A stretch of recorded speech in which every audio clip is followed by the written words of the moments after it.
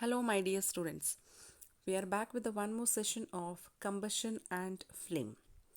So, we have already studied what is combustion and what are the criteria for the combustion, and also we have studied how do we control the fire. Now, we will study the types of combustion and about the flame. So, there are three types of combustion. One is rapid combustion, spontaneous combustion, and explosion. Okay, we will study one by one in detail. First is rapid combustion. So rapid combustion means in this combustion the reaction that occurs with a great speed, producing an enormous heat and light in a short time. Okay, here what happens, the gas will burn rapidly, okay, and it produces heat and light. Such combustion is known as rapid combustion. Okay, take for example burning of matchstick. Okay, so when you burn the matchstick, immediately it will produce heat and light. Next is spontaneous combustion. Here the type of combustion that occurs on its own without the submission of heat is known as spontaneous combustion. So here what happens, the material suddenly bursts into flames without the application of the heat. Such combustion is known as spontaneous combustion. For example, forest fire. Okay, so here this forest fire, it is due to the heat of the sun or due to the lightning. Okay, so most of the forest fires, it is due to the negligence of the human being. Okay, so whenever you go for a picnic, you do campfires. Okay, so sometimes what the people will do, they'll forget to off the fire, so that time it may lead to the forest fire. So you should be very much careful. And one more example is in the coal mines. So there are the coal dust, it leads to a spontaneous combustion, so it will result in a many disastrous fires. Okay, next is explosion. So the type of combustion reaction that occurs with the evolution of the tremendous amount of heat, light, gases is known as the explosion.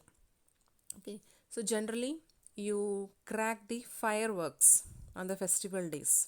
Okay, so when a cracker is ignited, there a sudden reaction takes place.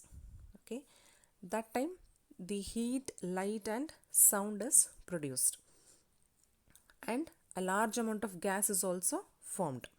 Such reaction is called as explosion.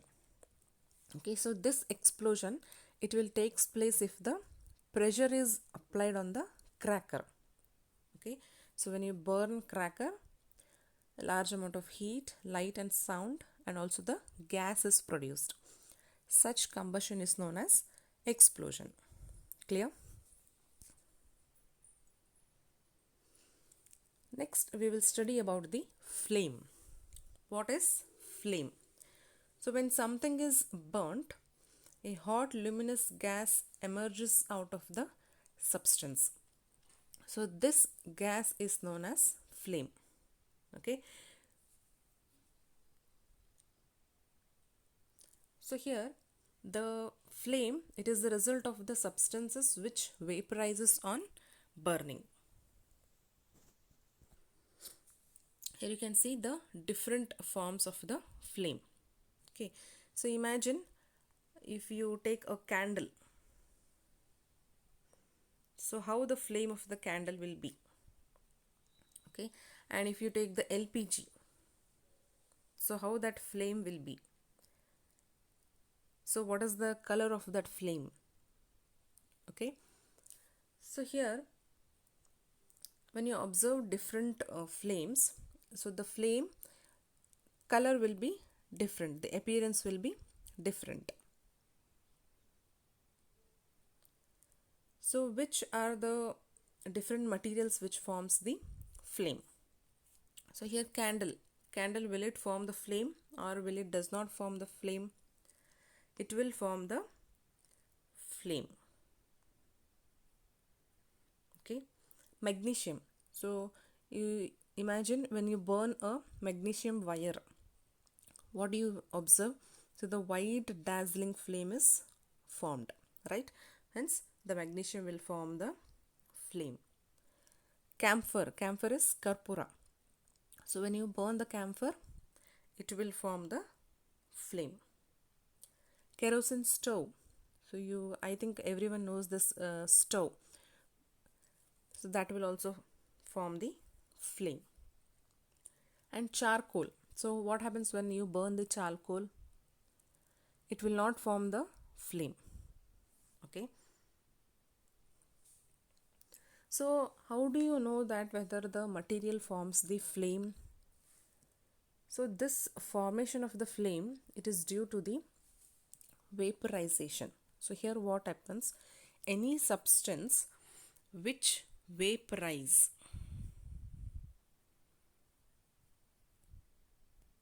okay, during burning, so that will form the flames. Okay, take for example the candle is there, it will form a flame. How it will form the flame? So the molten wax will be there, right?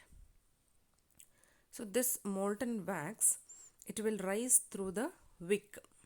Wick means that the thread where you light the candle. Okay, so through this wick it will vaporize during burning and it will form the flame. Okay, any substance which vaporize during burning will give the flame. And also the kerosene oil, that also will form the flame. But charcoal, it does not vaporize, so it will not produce the flame. Clear? How the flame is produced? So you came to know that what is flame and how the flame is produced. What is the cause of the flame? So now next we will study the structure of the flame.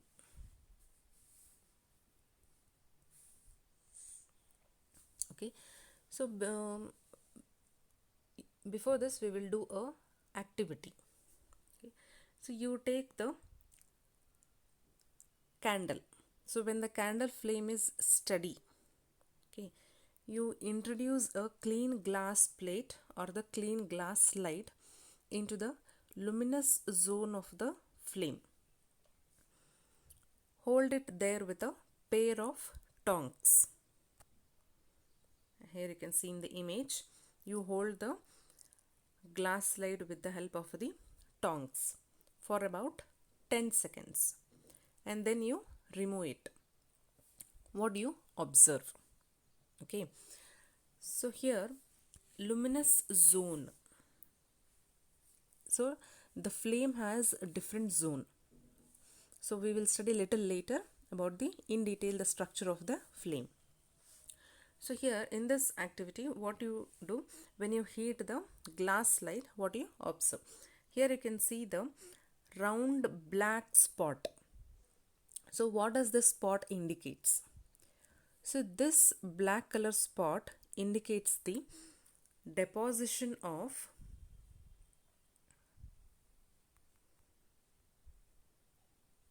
unburnt particles, unburnt carbon particles.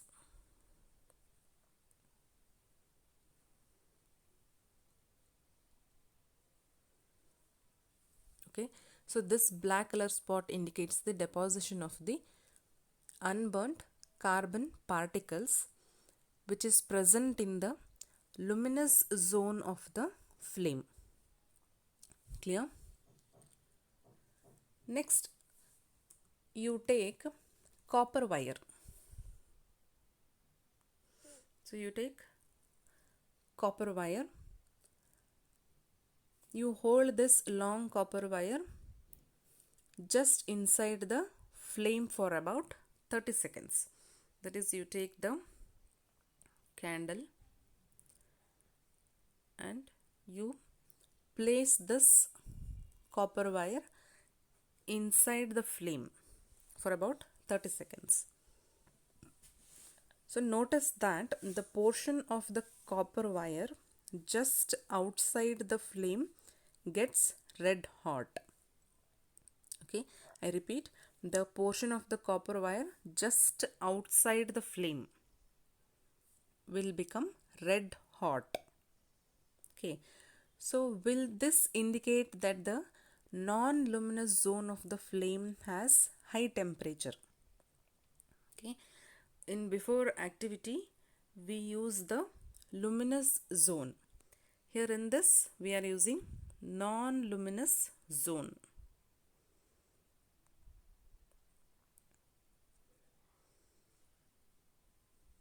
Okay, so does it indicate that the non-luminous zone of the flame has high temperature? Okay, so in fact this non-luminous zone part of the flame is the hottest part. Okay, here this is used by the goldsmith. So goldsmith blow the outermost zone of the flame with the metallic blow pipe. So they will use the, if you have observed, they will use the pipe for glowing the flame, for melting the gold and silver. So why the goldsmith will use the outermost zone of the flame? So this we will study little later. We will study in detail the structure of the flame in the next session. Okay, we'll stop here. Thank you.